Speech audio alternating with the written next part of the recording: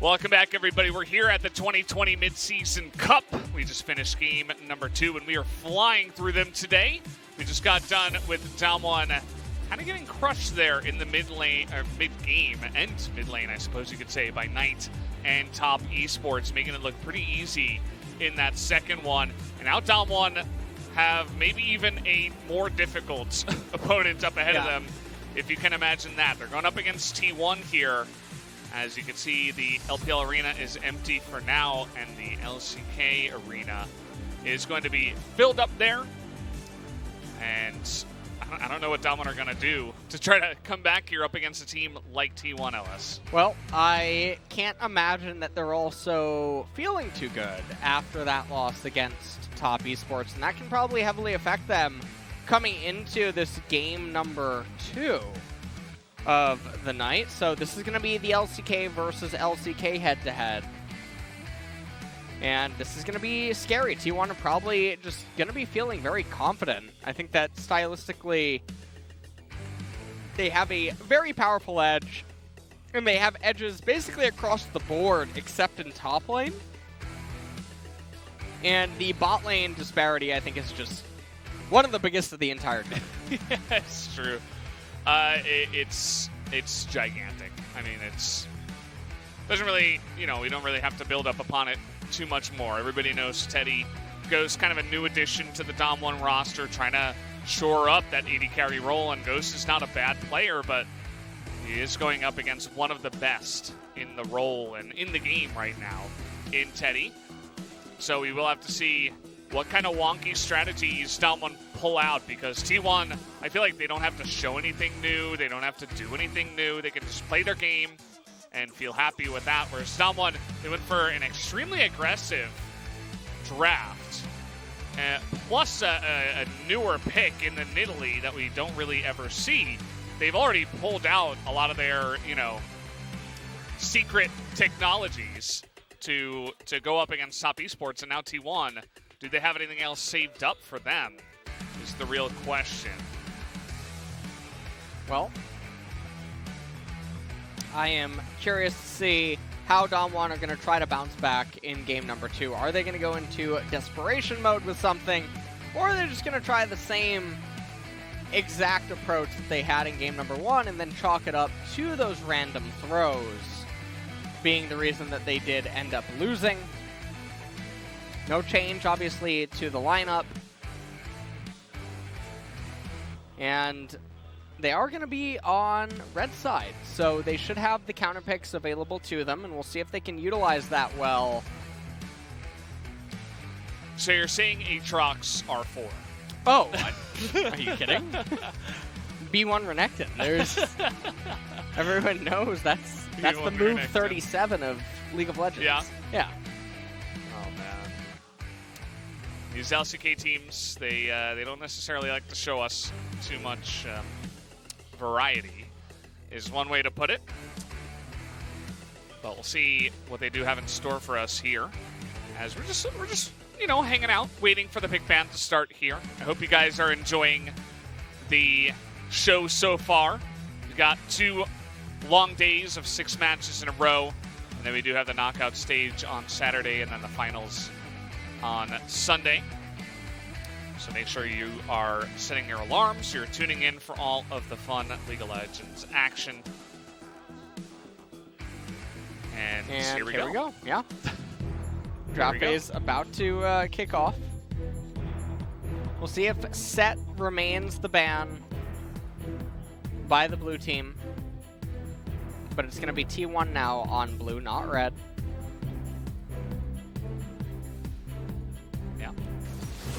And no, it's going to be Nidalee instead. That's very interesting. The Nidalee had a bit of a fun time in the early and mid stages of the game. Maybe T1 say if the game had played out a little bit differently, the Nidalee could have gotten out of hand. So they're not prepared against it. They just don't want to deal with it. They have the room to ban it out on blue. And there's the Set ban being followed up by T1. And Day1 now has to decide what they want to ban away. It's going to be the LeBlanc finally targeted. LeBlanc? Yeah. Oh, okay. You You just mispronounced it a little bit, but that's okay. Do you know the actual pronunciation? I'm not sure. You're not gonna. I'm not even put gonna on try. a French accent on this cast right now.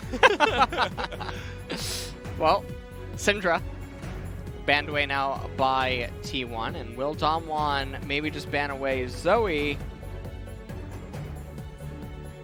Something of that nature. 6 seconds remaining. Yeah.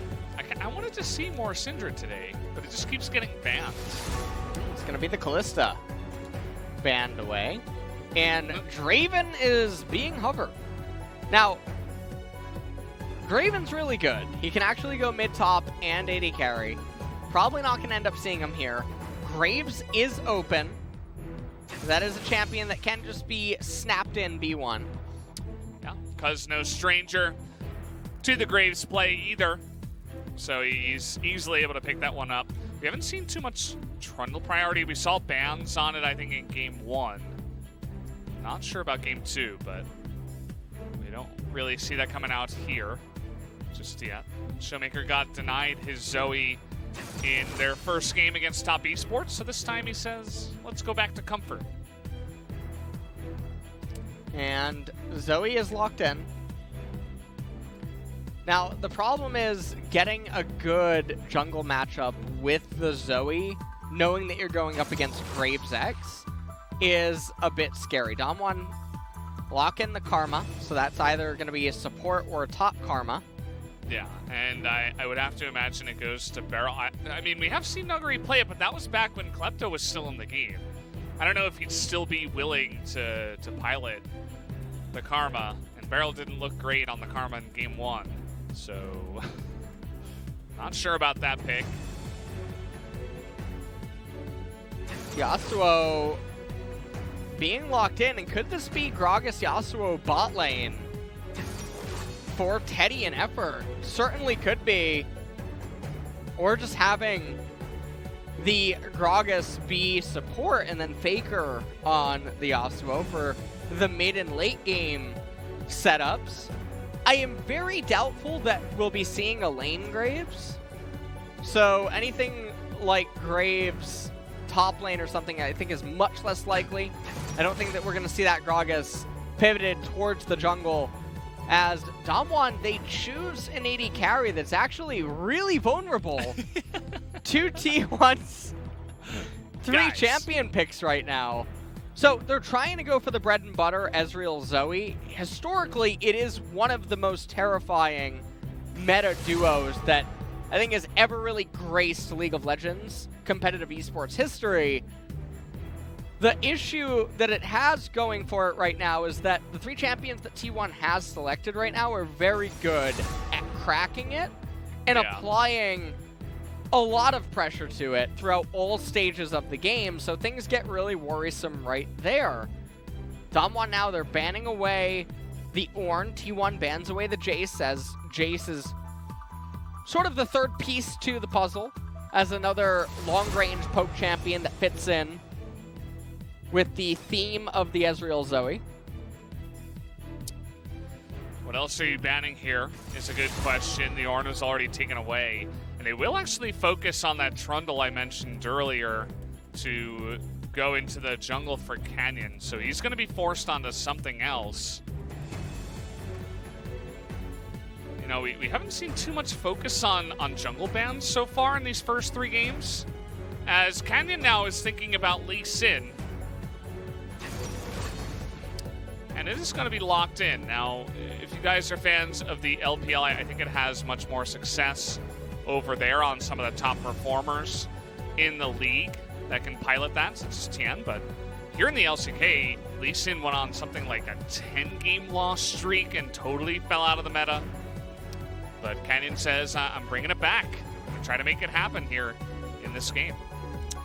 Well, LCK and Lee Sin in... Oh! Will this be the hybrid Twisted Fate? What is this is exciting. We have seen 3 now very unique and new picks 3 games in a row. So this is very fun. As T1, you know what? I mean, we'll throw them a bone here. They can lock in the Aatrox. It's okay. You know what? It's fine. The other four picks really make up for it at this point. It's totally fine. Yeah. And Aatrox has some knockups, so adds a little bit into there.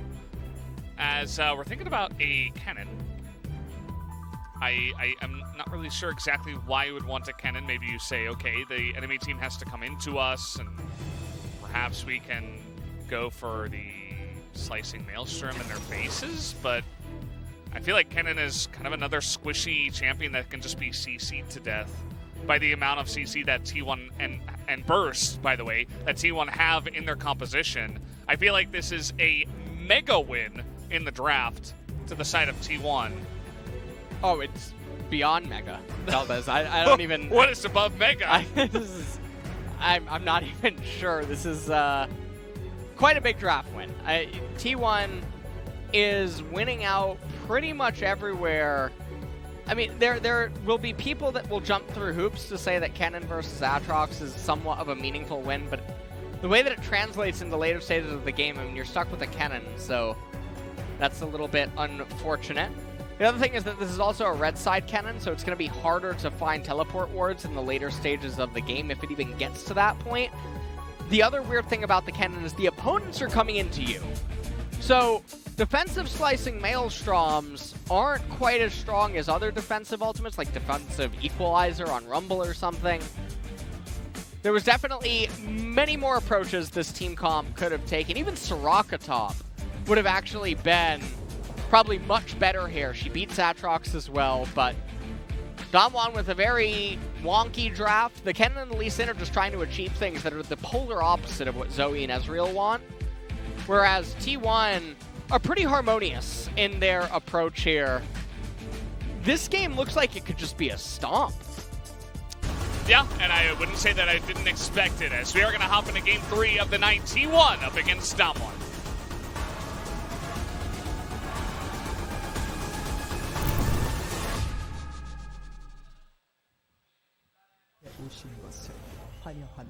Here we do go, right back onto the Rift, as we're going to have to see Damwon the heavy underdogs here, especially after the draft. They need to prove it to us and everybody that somehow they're going to outplay one of the best teams in the world, if not the best, at this current time.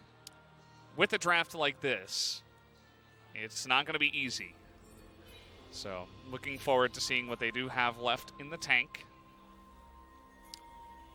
But if they go down to T1, maybe everybody's 4th place Damwon predictions are justified. Well, interestingly enough, Faker is running Unsealed Spellbook here on Twisted Fate, has already selected the W skill point. Also, the Golden Snow Blower skin here. Whoa! For Cuz. As we'll see how this TF chooses to build. Yeah. Will it be the AP TF or will it indeed be the hybrid? Hybrid TF or AD TF in general has been buffed recently a few times in a row. AD or base AD went up, so obviously that affects Trinity Force because Trinity Force operates off base AD.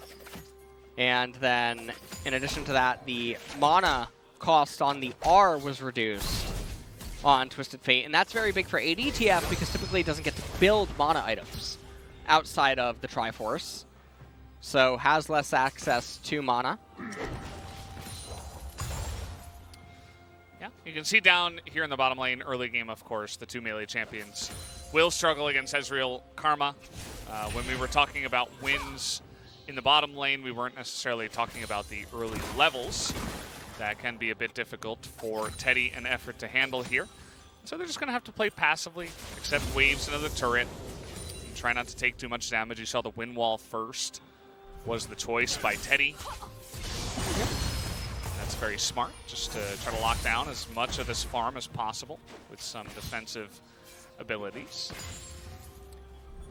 And this lane is just going to be about surviving for the first couple of levels, and then Yasuo Gragas does get the ability to turn it on its head. And Ghost and Barrel, I mean, they're not getting really any meaningful trade or poke damage early on here. Cuz just has complete freedom to keep power farming on the Graves. He doesn't really have any pressure to be anywhere, which is going to be very fortunate for him because the responsibility is on the Lee Sin to make things happen. But again, Lee Sin's role in this team composition is not congruent with what Ezreal and Zoe are trying to achieve. Yeah, it's definitely true. And we're seeing a little bit of a CS gap come in here in the bottom side as well as the top lane. I feel like that's not necessarily unexpected. And you did talk about how that is one of the matchups where T1 could struggle in terms of player experience. But here we go, down on the bottom side. Exhaust going to be used for quite a while. Is the burst damage enough? It looks like not quite. As Barrel is going to take a bunch of damage there on the backside and will have to back. Used both summoners to get out of that one. Keep in mind that Teddy and Effort now both have flash. So that was actually a very effective gank. It opens up the chance for them to farm. It lets them push and get a good back. As you see, Ghost is kind of floundering in the river. It lets them even get a nice little lead to pick up some of these items, get some good XP, and be ready to, you know, hit the stage of the game where they actually do have a chance to fight up and be favored against that bottom side, I should say. So, very nice gank there coming out from Cuz already. Yeah, and I think that what we really need to pay attention to is that Summoner spells being blown at any point down in bot lane really sets up for chaos by the Twisted Fate anytime that he has the ultimate available, because Gragas and Yasuo have such insane reach down a lane that with the Destiny Gate becomes very easy to create kill setups. And so far there's still no clear idea of where Faker's going to go with his itemization yet. He goes Merc Tread's first item on TF. Mobility on this champion is just super valuable. And so no commitment to anything yet, AP or AD. Yeah, but he missed the 2 CS there. Oh, so. all right, just wrap it up. I mean, why doesn't he just, you know? Yeah. Talk about. So I don't really care what build he's going for. You know, Michael Jordan Last Dance. I mean, this is... Oh man. Have you watched that? Yeah, I watched the first 4 episodes. Okay, I'm currently on episode 6. Did it come out on Netflix already? The next episodes? Because it stopped at 4 for me. And I was like, where did they go? Yeah, the last 2 come out on June 1st. Oh, they're coming out in packets of 2? Yeah, I guess so. Oh, okay, but, that makes sense.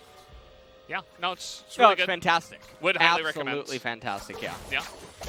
It makes me think about, this is kind of off topic, but we are going to have a little bit of a gank here as Effort's even here. Showmaker in a bit of trouble. Do they have the damage? Yes. Or no, they don't have the damage. He does have the flash to get away from that one. Doesn't even have to burn the cleanse. I feel like if they were going to go for that play, they needed to flash card first and have him at least blow cleanse as well, because this allows Showmaker a chance to get out of some further ganks.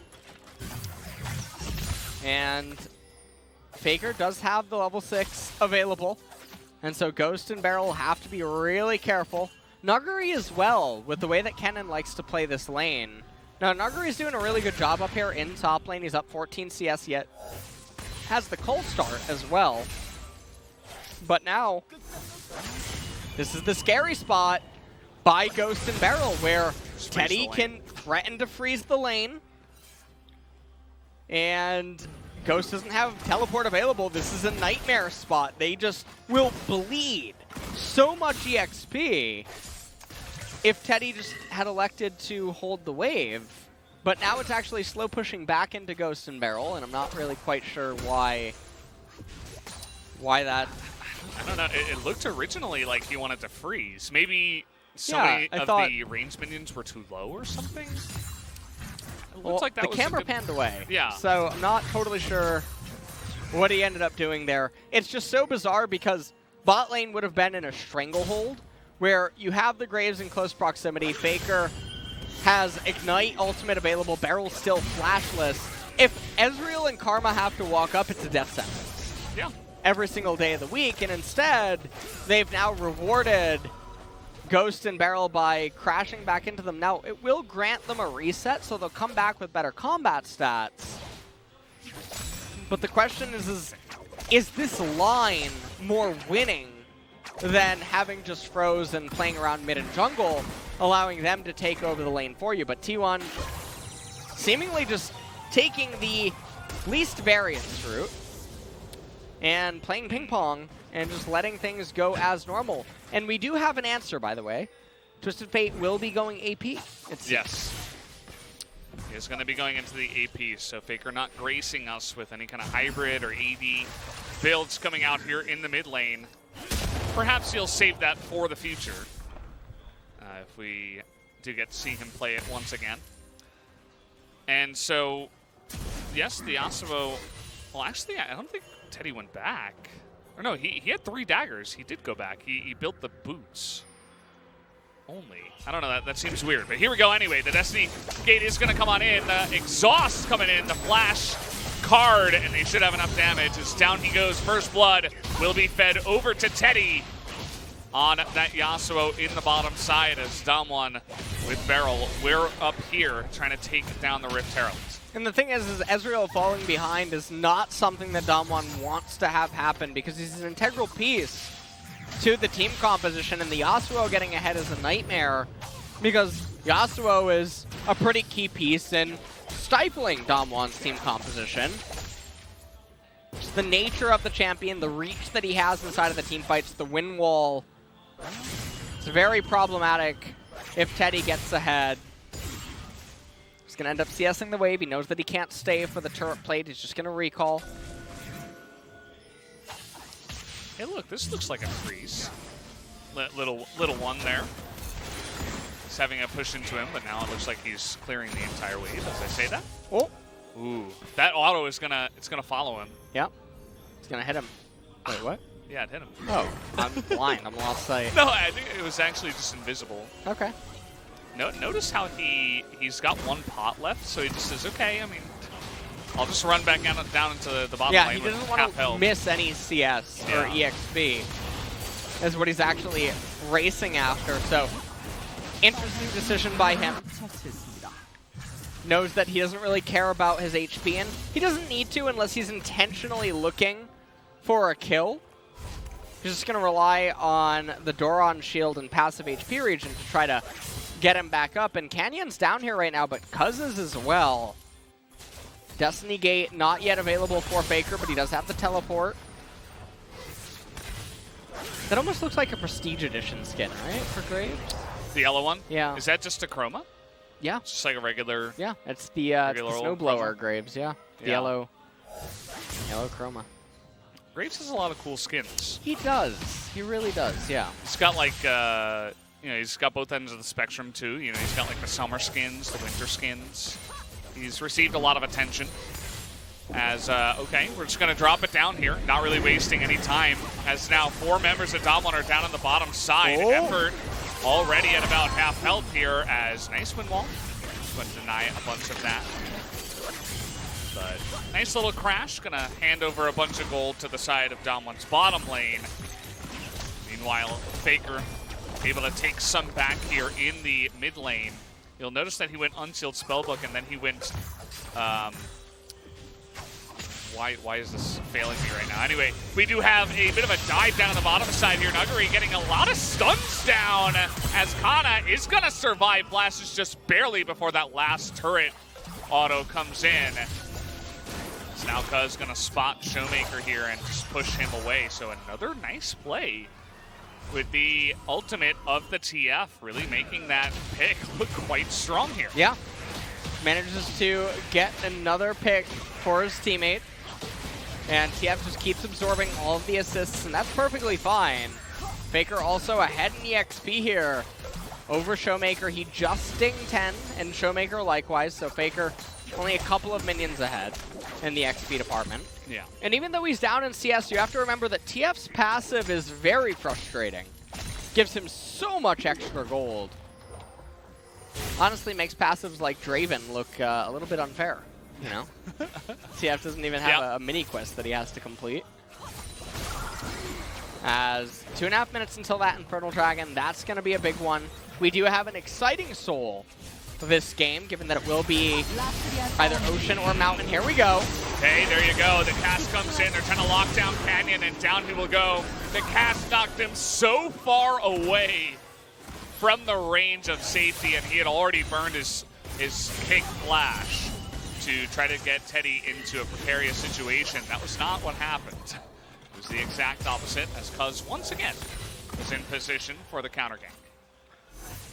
And Damwon just losing some stability around the map right now. They're not down too much. It's only 1,000. Kana going to make a quick detour into the red side jungle of Canyon, steal away the red buff. And that was a bubble that I'm not really quite sure how that hit, but... Lost sight. Yeah, lost sight. Not the end of the world. Yeah. Lobster sauce. Delicious. You just keep making fun of me, man. No, it's a good Whatever, thing. it's not a No, big it's deal. a good Honestly, thing. it's not a big deal. It's a compliment. It's not a big deal. Okay, nice little bait here out of Nuggery. Kind of does not have the range to take him down, and he's also going to get stunned. Should be the eventual kill. Going down and handed over to Canyon. As Nuggery just able to bait that kill into existence. And, well, that is a bit of breath of fresh air for Damwon. And we take a look at how this transpires again. What is Beryl doing behind enemy lines? Good question. As just a really nice, easy pickup there for Teddy. Kana comes into top lane really quick. And ends up getting brought down by Canyon. Guess he wasn't expecting him to be there. You see the question mark pings going down on the minimap. Not sure who could be issuing them. Were they really question mark pinging their own teammate in a pro game? Or was it just no like, one's oh. safe. Oh, man. Well, it's funny, by the way, you were talking about this Ezreal pick into Yasuo Gragas, and, you know, maybe people would look at it and say, hey, he's got Arcane Shift, you know, maybe he can be safe away from the cast and be fine. That is not the case, as we have seen many times now in a row. The win wall against the True Shot Barrage is pretty hilarious. Yeah.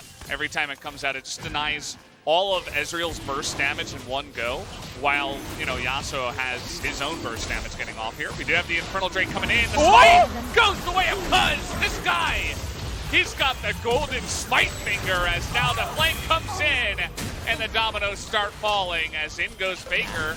Nice blue card, buddy. Not going to amount to much. He knew he wasn't going to get a kill anyway, so he decided, let's get some mana. I'd like to imagine. Well, the other thing about the blue card is that it has the 0.9 AP ratio now from the TF buff, so it deals actually a lot of damage. So, perhaps thinking, you know, I'm not going to get the kill, but I'll do as much as I possibly can. And so, Faker now going to start a split pushing. This is where TF starts to become really obnoxious. He's so agile and such a nuisance in the side lanes. Because getting that steal, World Ender in the backline by Kana, doing so much damage. Destiny Gate comes in from the north. Faker not able to find any more follow-up, but doesn't really matter. They ended up making out with a victory. Bottom tier 1 turret didn't quite go down yet, as it looks like it's going to be Rod of Ages into Lichbane for Faker. Yeah, it's going to give him some pretty nice burst alongside of anything else. Just for the empowered auto on top of the stacking he's got with the Rod of Ages. Now T1 with the control of this game, they're looking to take down the Rift Heralds. 3.5 minutes until the next mountain break here. Will be Mountain Soul in this game. So they decide, let's try to go for this objective, but they're not really... They won't be too torn if they can't get it. They say, okay, we'll just reset it. You know, it's 17 minutes and a half into the game. It's not really going to do too much. So we'd rather not lose our lives over that objective. And let's see, Damwon looking to posture and perhaps go for it themselves. But again, it's not really that worth when it does come down to it. Yeah, and the Kennen uses his Spellbook Ghost to rush back up to top lane. Gonna have lots of posturing again. Now, Damwon, they shouldn't want to lose their lives over this Rift Herald, but it seems like they are potentially very eager to do so. So, I'm very excited to watch if this does transpire. Ooh, that's a nice little spot. Yeah, that. Okay. That was really close. That was really close. Damwon. Okay. And in the meanwhile, you can see that T1 weren't really doing too much work. I mean, we do have the Yasuo down here in the bottom side pushing. Let's see if they do actually try to get in here and stop the push, or do they just respect it and say, okay, we'll side push. Looks like Shirley this time will be able to get a second charge on in the cask. Going to go wide this time around. Effort has been really clean so far today, but that time around doesn't really pan out. It's now Teddy on vision. We shouldn't have too much more action from here on out. Minute and a half until the Mountain Drake comes up, and that's a pretty big dragon. Mostly because Damwon needs to prevent T1 from getting it. Because Mountain Soul, it makes it pretty hard for Damwon to play. If T1 gets to it, the Kennen and Lee Sin attempted engage is just invalidated. The amount of damage that the full utility support Karma is going to try to dish out is invalidated. The Mountain Soul itself is going to make it so that Zoe doesn't really have a clear opening, and everything is going to fall onto Ezreal. And it's just not going to be a really good sight because none of these champions really build pen. So Mountain is another really good role for T1 in regards to what souls could they ideally hope for here. Lichbane has been completed on the Twisted Fate, Death's Dance on the Aatrox up in top lane. Lethality is the itemization of choice here for the Graves. I imagine that he's going to go Umbral Glaive as his next item. And this is a bit awkward for Cuz. He's going in back to try to get the minions, and potentially a little bit of help there from Effort. Doesn't pan out.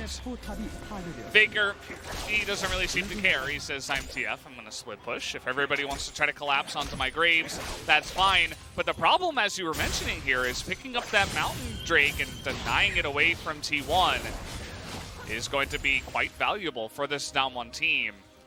See if they can do it, though. 10 seconds on Cuz. And you know that T1 are going to try to delay this as much as possible. And well, actually... okay. Well, Destiny Gate coming on in. Canyon is in a precarious situation. The really nice slicing Maelstrom on the 4, though, as the double knockup will get in the backline, but the damage that comes out here from Nuggery and Ghost is going to be quite effective. Cuz gets here late to the party, says, what happened? Why is the house on fire? Well, that was a really nice play. Everybody stacked up to try to get the kill onto Canyon, that they all stacked up for the Kennen. And that was a very big turnaround by Damwon. It's not every day that you get that kind of a slicing Maelstrom out of Kennen. In fact, it's almost pretty unrealistic to get that kind of value. And this is going to actually help Damwon stabilize in this game. Ghost going to pick up the bot tier 1 turret. Now Damwon with a 1,000 gold lead. 2 Drakes away from Mountain Soul. We take a look at how this all transpires. And Cuz gets hit by the bubble. Ezreal even coming in to assist a little bit onto the Graves. And right here, this actually looks like a really big blunder because they had Showmaker up in top lane. Destiny Gate, the location chosen by Faker, though. A little bit surprising. The Slicing Maelstrom just getting such insane value. And they get themselves the Mountain Drake. Yeah, it's quite big. Nice amount of burst damage will be denied from T1, as well as denying them their own extra resistances, what you were talking about before. In that last team fight, you could see that Canyon died immediately. Showmaker wasn't there. But the insane amount of damage that came out from Kennen and Ghost, who had the just crazy amounts of room, was too much for the side of T1 to handle. So Maybe just getting a little bit over-eager to go into that fight.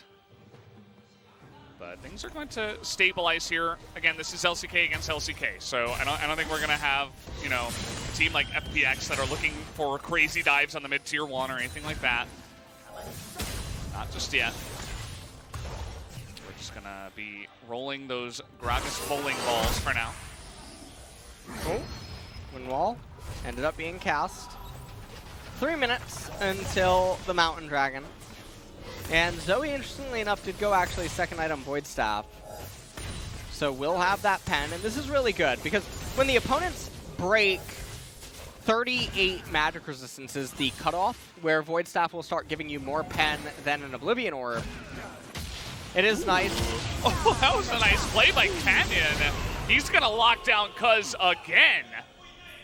Man, Cuz is not too happy with the way this is going. Do they have the damage? They have the Yasuo on the back line. And that Mountain Drake not really going to help out the Kennen, who has no items right now that provide resistances. And just like that, trade 1 for 1. T1 posturing here, trying to push down mid. Faker just barely going to miss and dodge that trouble bubble and get away unharmed. And so it ended up being a 1 for 1. Damwon does retain a 1,000 gold advantage.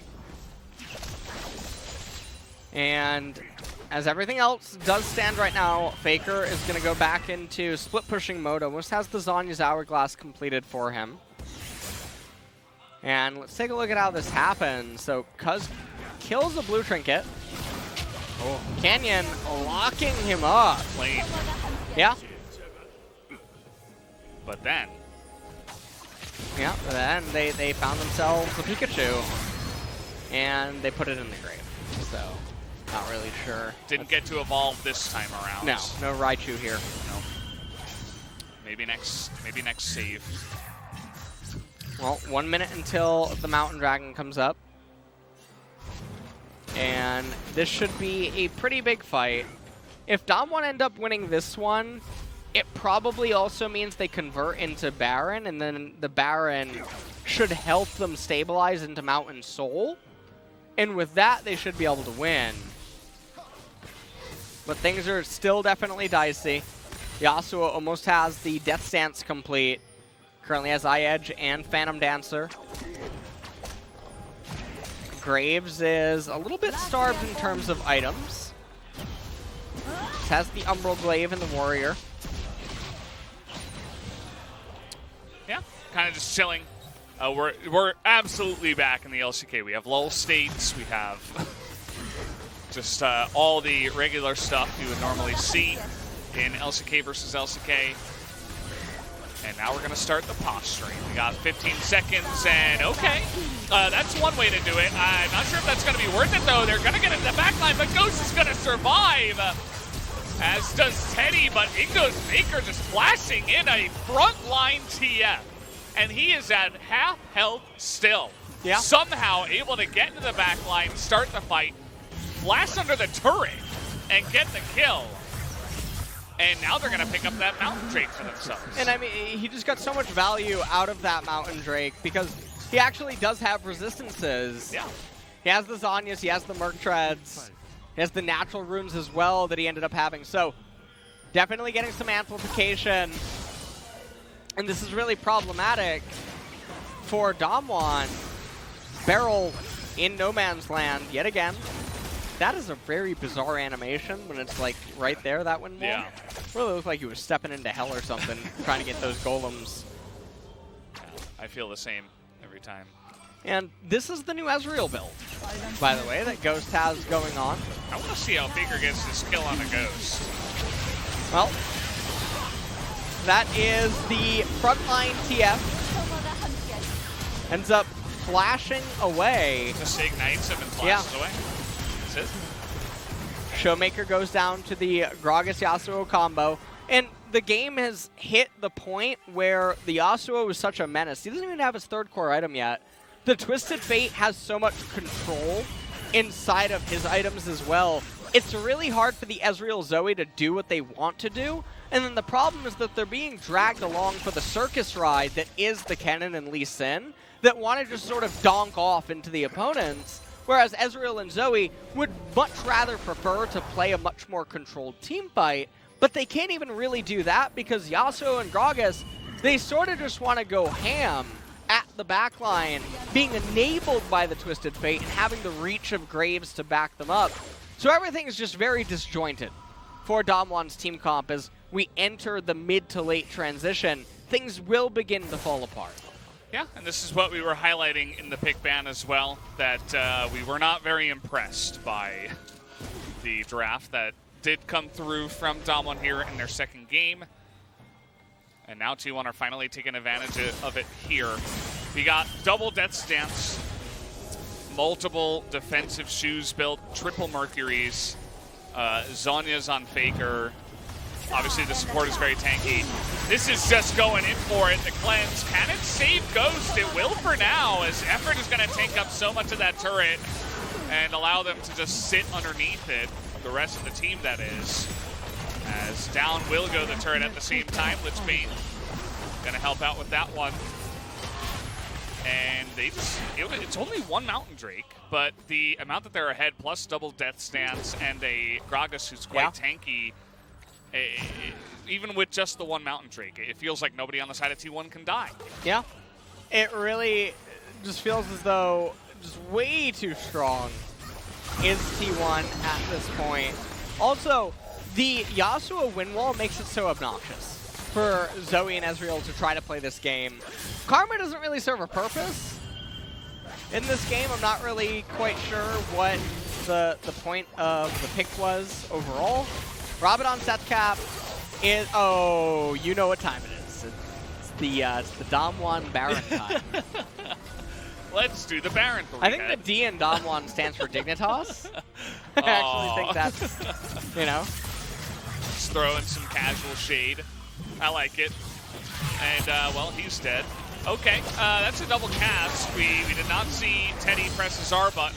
Decided he wanted to wait for a better chance here. As he, okay, Showmaker going to flash away from that one. This game, it does feel like, okay, well, he's dead.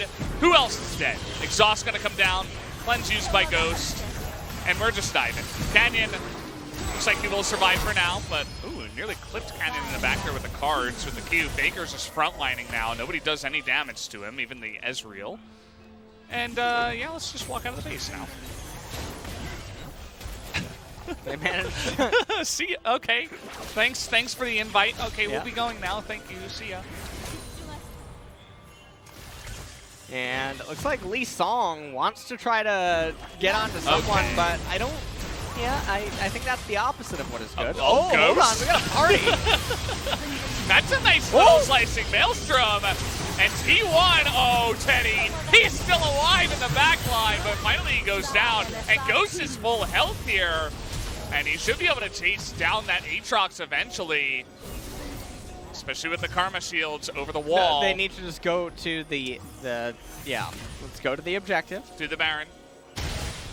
They are going to do it, and even though Destiny Gate is going to be available, this is going to go down actually way too fast, but T1 should have a chance to fight over the mountain. And that should mean that T1 are still going to be fine. They were also pooling so much gold. Yeah. At the end of this. Let's take a look at how this all transpired. Gold card in. On to Ghost. Couldn't quite get the kill. Red card immediately selected. Brings down Barrel. You can see Showmaker off on the left-hand side. Doesn't really quite matter. He couldn't join the fray. And at this point, T1 ends up retreating. They could have just backed off here, but you can see Teddy wanted to go back in. They try to lock up Canyon, but the stopwatch, it buys enough time. Nuggery gets in with another fantastic slicing Maelstrom. And this was a very bizarre team fight that went in many different directions. And now, Damwon, they did get the Baron, but here is the follow-up mountain fight, and T1 are still favored at this dance. Yeah, The Baron is only going to do so much for this team. And you can see that they're already down to half health on the Mountain Drake. Canyon, he's not going to try to just get in there. The seal is not effective. And now that's 2 Mountain Drakes. 9 armor and I believe 6 magic resistance was what was just picked up by... Oh, no, that because he had grit really stacked. Never mind. But he did get... Yeah, you know, it's fine. Okay. Teddy thinking about it. The Baron push finally coming in, and you can see a bit of the poke damage. It feels like the first time in the game where it's had any effectiveness. And that is because T1 stayed a little bit too long. Nuggery had a fantastic engage, and they were able to lock down the Baron. We all know the effectiveness of Zoe Ezreal with Baron and the ability to push, or rather siege. Here's Cannon. In a little bit of a rough spot here. That's going to get on top of Barrel as well. Nuggery trying to go down the front again, but the wind wall is going to deny Ghost any damage. Finally, they killed that Lee Sin in the backside that did have his GA, so all of his lives taken away that time around. That's what was taking so long, as T1 didn't really want to just push past him. So they get the 1 kill, and now they're looking to push down mid. Yeah, I mean, even though Damwon got the Baron, that's not really enough for them.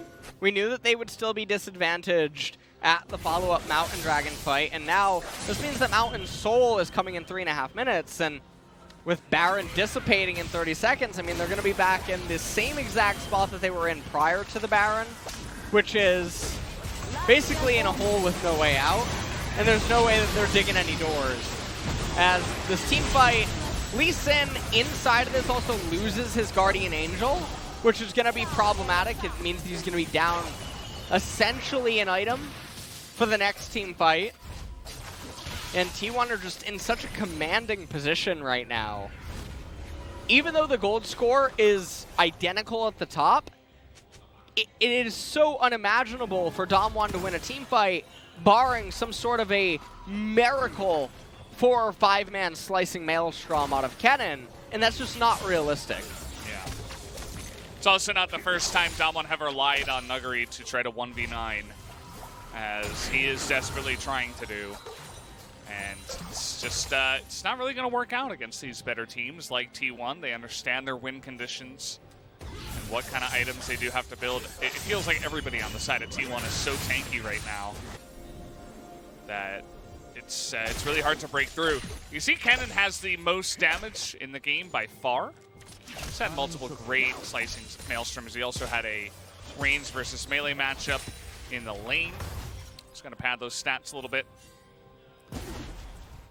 And as it is LCK versus LCK, we're just gonna sit back, wait a little bit, get some vision down. We got 2 minutes until the Mountain Drake comes up. T1 are considering a little bit of a push down on the bottom side, maybe even a bit of a dive, but immediately Damwon will respond to that. No push, no dive. More lull state.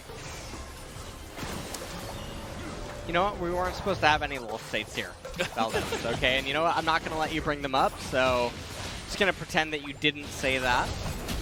As we have 1.5 minutes until the Mountain Dragon is coming up.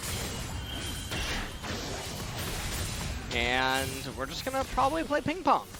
That is what we do, okay? Now we're back. We're back. I thought maybe it was different after the first 2 games. But you know, the 4th season of 13 Reasons Why comes out in a week. Really? Yeah. I didn't see the first one. I forgot. You're that guy.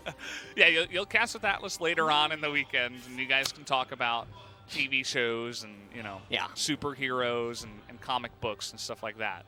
I just don't even want to talk to you anymore. Bet you don't even know Pokemon's supposed to come out, right? Next month, and the next expansion. Oh, the next game? I don't. Just get out the desk.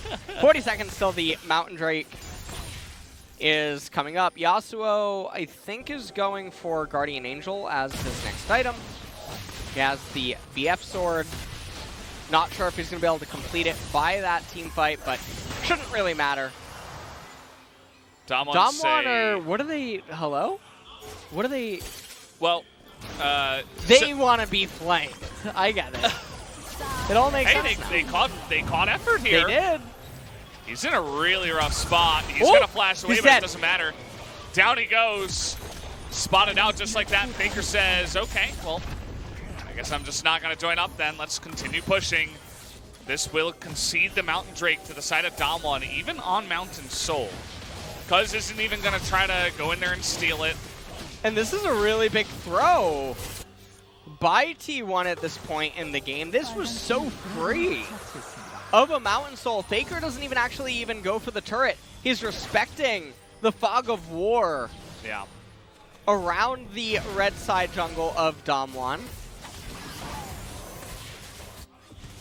That's exactly what he was doing. There were so many question pings in exactly that area. He says, well, I have to respect it. Still a ton of damage is getting done, by the way. He built up a massive wave. This is going to kill the turret. Somebody has to respond to it here. Otherwise, that inhibitor is at danger. Or in danger, I guess I should say. Blitzbane, pretty cool item.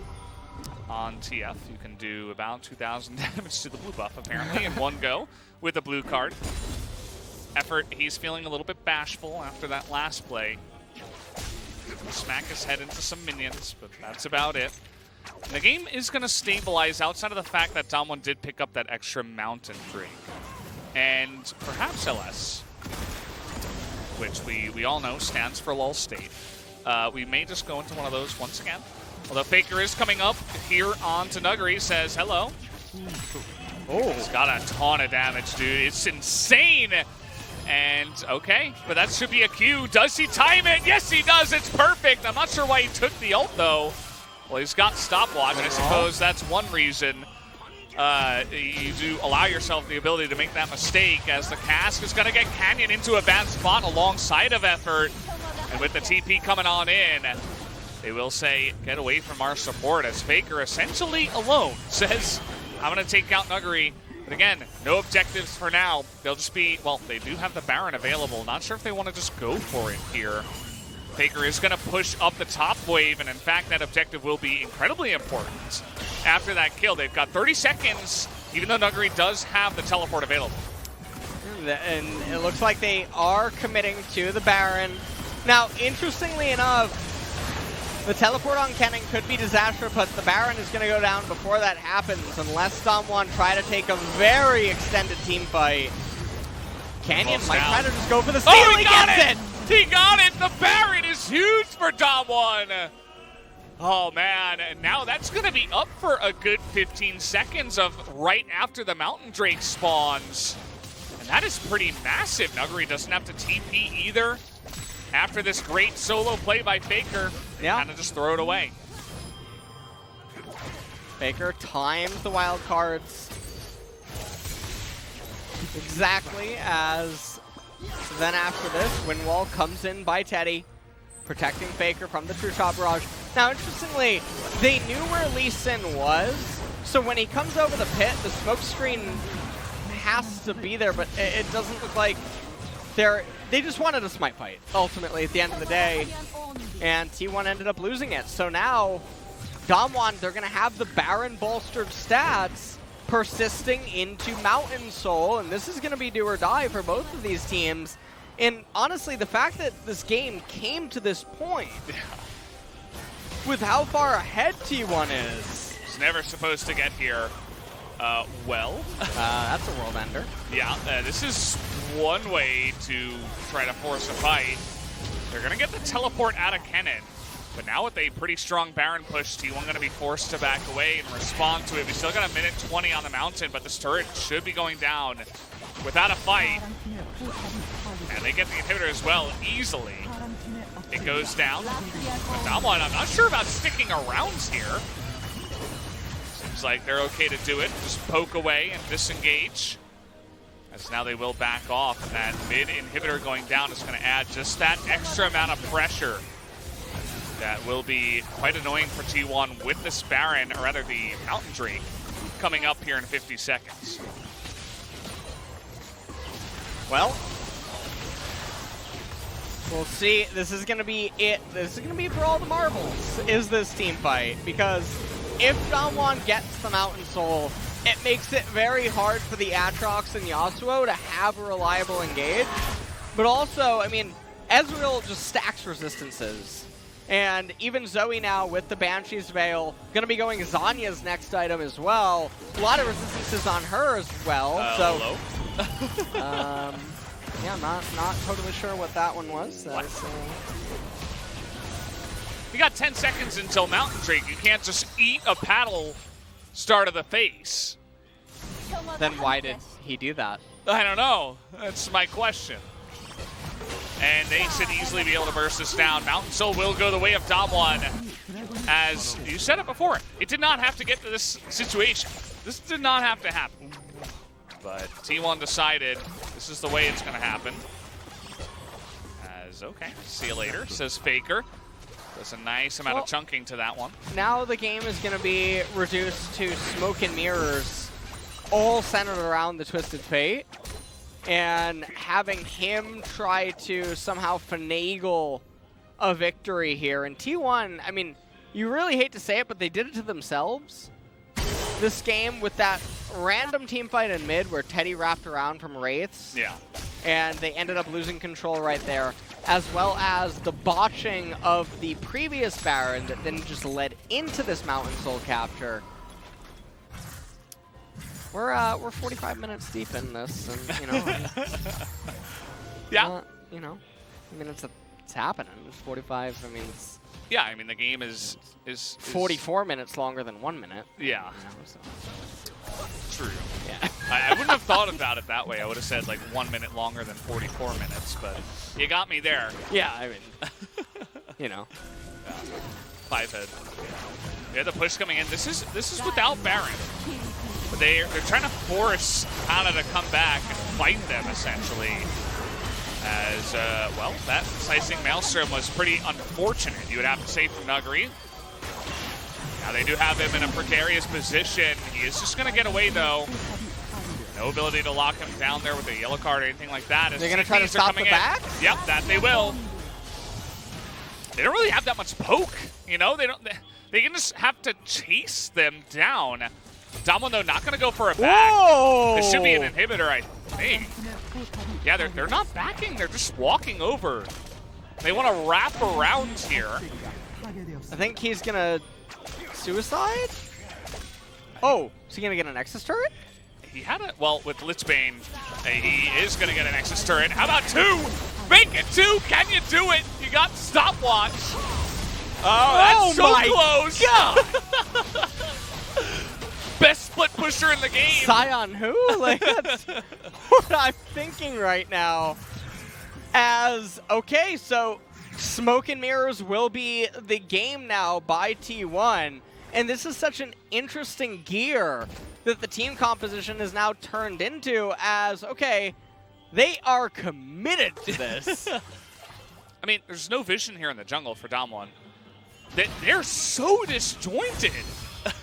Everybody's so spread out. Okay, finally, Karma's going to go back. Cuz in a little bit of an awkward spot. There he goes over the wall. He's going to ult to safety. The Q will land, and there's the kick flash. Cuz will go down. With minions in the base, this will force T1 back. They're looking for more. TF's almost up, though. They're TPing in. They want to try to push down mid and end the game. TF in 5 seconds. There's the TP. Wait. TF's up. Well?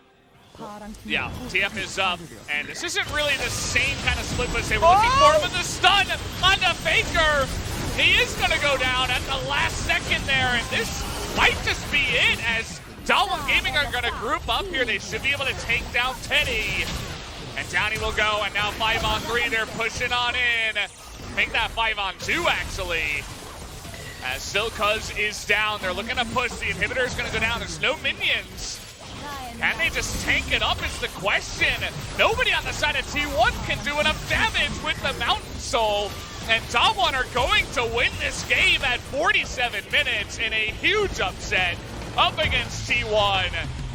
That is not the game we were expecting, as it was very back and forth. T1 going a little bit too aggressive at times. Well, they threw in equal fashion to Damwon in the sense that the level of throws, I mean, that was definitely a thrown one. you know, if you want to really talk about what the T in T1 stands for. That is absolutely what that was. They were in such convincing game states where it really seemed like you would need the jaws of life or something to pull Damwon back, and yet it happened. So the initial one is the Teddy wrapping around Wraiths, and then them wanting to make that play in mid while all pooling so much gold converts into the Baron. Baron persists into the next Drake. And then even after getting the pick off on Nuggery down in bot lane by Faker, they elect into the 5v4 Baron, but they don't execute a defense to not allow Canyon to get a steal. The steal then converts into the soul itself. So bit of smoke and mirror tried coming out, and then at the very end, you can see that if the Mountain Soul wasn't present, that play that I think Faker made would probably just work every time. Yeah. But the added durability and the EHP granted by the Soul, it's just really obnoxious. And, well, there were just multiple times where T1 was so far ahead, and they did things that were totally unnecessary. Right? Yeah. They could have just backed. They could have played it safer. They could have played it LCK style, but instead they were just like, I don't know, just trying to throw their weight around and make a statement when they didn't necessarily have to, and they got punished for it. Damwon proving that they're not just going to be the pushover that a lot of us expected them to be here in this incredibly difficult Group A, as the early game was all T1s. Yeah. They were just really far ahead. They were utilizing the Twisted Fate very well and getting so much value out of it as well. And right here, I mean, that was another very brutal team fight where Faker did misuse his Destiny Gate, getting locked up. They did manage to bring it back, though, as right here, I mean, this was a phenomenal team fight. They managed to start off, and Faker getting the kill with the Ignite via the Spellbook. This was the attempted kill on the Canyon, but the stopwatch is doing more than enough in Nuggery with a fantastic slicing Maelstrom on the Cannon. Managed to turn this all around, this converted into Baron. Yeah, this is the one big fight where you're like, guys, we know you're really far ahead, but guys, and proved to be their demise at the end of it all. Faker, he was trying, man. You know what? He cut himself short. He didn't trust himself, it seems, to land the Destiny Gate. Yeah. Or to land the wild cards, and he committed with Destiny Gate. And maybe that changes things up a little bit as well. Faker tried to go for a miracle play to get turrets here. Almost actually raised both Nexus turrets. And then right here, I mean, the added resistances, Karma eventually gets there. Everything just really coming in together to help out. And so now, the standings are sort of all over the place. Yeah, it's going to be 2 1-1 teams now that we weren't expecting to really be 1-1. We expected T1 2-0 and Damwon 0-2. And that mountainous gold graph, we got towards the lowest peak there on the right, and we fell off of it. As most damage in the game is going to go the way of Nuggery. He had multiple game-saving plays that, again, T1 did allow themselves to get into a position to allow Nuggery to make those plays, but he showed up when he was needed, and he made that cannon look good in those scenarios. So I wouldn't be surprised if he does pick up the player of the game after that one. But we're going to have to wait and see when the votes get tallied up. And, of course, because we do have the 2 LCK teams here in Lal Park, we're just going to get to hear from one of them down there. I just spoiled myself. I know who the MVP was. Go grab the camera. And you guys don't yet. You know, slowly yeah, lean just it step back. up and pick up that giant thing. Like, totally, I believe in you. Yeah, you think so? Yeah. I haven't been working out too much recently. I don't think I can lift much. Nuggery, though, can lift his teammates, as he did a bit in that one. 2-5-9 don't tell the story of the small Pikachu that was able to, you know, it was like the little engine that could. Slowly but surely, every team fight, we didn't believe in him. but he made it happen. Well, he managed to get a lot of Miracle slicing Maelstroms off. Obviously, T1 could have played around them much, much, much better, but he still identified them, goes for them, and it managed to save his team at multiple points throughout this game. So, Damwon, now they've stabilized in the group at 1-1. They could have been in 2-0 if they just didn't throw in their first series. Yeah. But either way, guys, we are going to go over to the interview with Ji-sun and Nuguri. 담원의 너구리 선수 모셨습니다. 전판 아쉽게 패배하셨는데 이번에는 바로 만회하셨습니다. 승리 소감이 어떠신가요? You guys, even though dropped the game against TES in the earlier series, you guys managed to make a comeback this series. So how do you feel right now? 좀 힘들어요. 좀 모르겠어요. 좀 많이 힘든 것 같아요. I mean, I don't know. This is really hard. I don't know. I mean, I'm so exhausted. 그럼 이전 경기에서는 TS전에서 조금 정말 아쉽게 패배했는데 그럼 이번 T1전에 바로 연전을 참가하시면서 팀원들과 코치진들 사이에서 이제 어떤 식으로 준비하자라는 얘기를 나눴나요? So you guys have to play right after losing the game against TES. So what kind of feedback went back and forth after losing that game and going right into this game? 들어가서 이제 뱀픽 얘기나 이제 좀 아쉽다라는 다음 경기 바로 연전 경기라 이제 다음 판 또 파이팅해서 하자 이런 말을 했던 것 같아요. Yeah, we said like, yeah, our draft was not clean and also we have to play another game for 2 games in a row, so we have to kind of cheer up. 그러면 이제 LCK에서는 꽤나 패배의 상징이라는 이미지를 갖고 있는 리신을 이번에 픽하셨는데 픽의 계기가 정말 궁금합니다.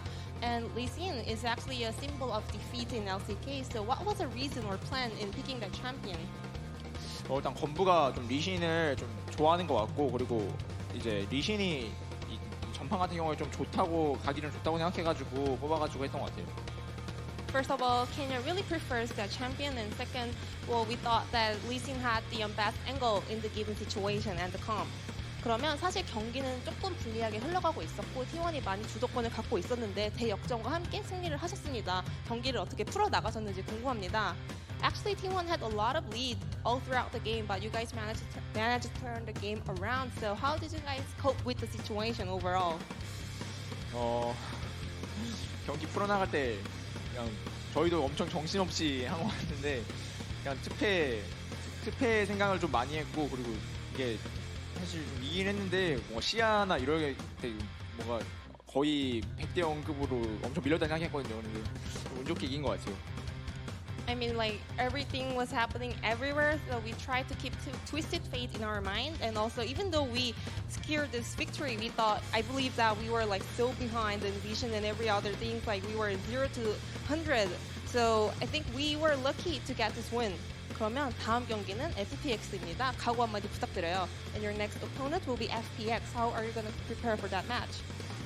지금 1승 1패고 FPX 전에 좀 많이 중요할 것 같은데 다시 지금 약간 많이 힘들지만 좀 잘 쉬었다가 다음 경기 좀 쉬었다가 다시 열심히 해서 꼭 이기도록 하겠습니다.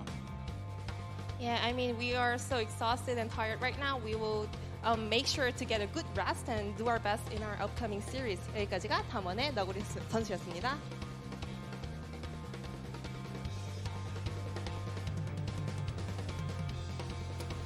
Thank you, Ji-sun, for the wonderful translation, interpretation, and interview and everything there with Nuguri. As we do see the current standings, as you mentioned, it all gets mixed up now as Damwon are actually going to take I suppose, a slight head-to-head lead over T1 there in the middle. They're both 1-1 either way, as we will have up next TES Top Esports up against FPX, Fun Plus Phoenix. This could be 1-1 every way if FPX show up and really bring it to Top Esports. Yeah, and that's where things get a little bit scary. As T1 now, they're going to have quite a break, actually. They have 2 games off. And so they will have to sort of think about what's going to happen because Top Esports, obviously, many people considered them to be either first or second in the group.